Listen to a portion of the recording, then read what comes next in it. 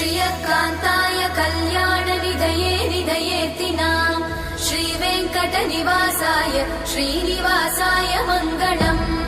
लक्ष्मी सविभ्रमालोकसुभ्रूविभ्रमचक्षुषे चक्षुषे सर्वलोकानां वेङ्कटेशाय मङ्गलम् श्रीवेङ्कटाद्रिशृङ्गाग्रमङ्गलाभरणाग्रये मङ्गलानां निवासाय श्रीनिवासाय मङ्गलम् सर्वावयव सौन्दर्य सम्पदा सर्वचेतसां सदा सम्मोहनायास्तु वेङ्कटेशाय मङ्गलम्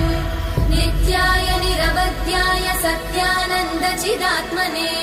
सर्वान्तरात्मने श्रीमद् वेङ्कटेशाय मङ्गलम् स्वतः सर्वविदे सर्वशक्तये सर्वशेषिने सुलभाय सुशीलाय वेङ्कटेशाय मङ्गलम्।